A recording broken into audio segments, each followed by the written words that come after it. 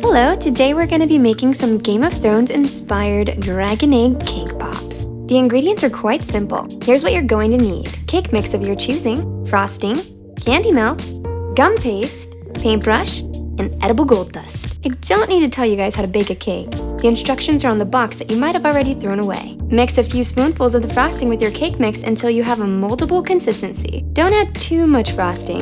You'll end up with pancakes instead of cake pops, which is still a win, in my mind. Mold the cake mix into egg-shaped balls. Dip the end of your cake pop stick into the candy melts. If you don't know how I melted the candies, the instructions are also on the back of the bag that you might have already thrown away. Sorry. Spear the cake egg with the dipped cake pop stick. Swirl the cake pop in the mixture so you get a nice smooth coating.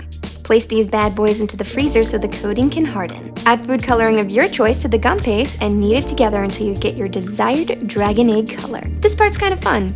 It's like Play-Doh, but it stains your hands and doesn't taste like salt. Roll out the gum paste using wax paper so it doesn't stick to the surface or the rolling pin. Cut really small squares out of the gum paste, probably no larger than your fingernail. You can play with the sizes if you want a different texture, but I stuck with the same size for everything. Use cold water to bond the gum paste squares to the cake pops. Layer each square like a diamond. Once the entire egg is covered, start decorating with the gold dust.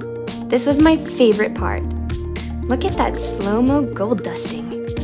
Beautiful. And you're done! Dragon egg cake pops. Now it's time for the final test. The taste test.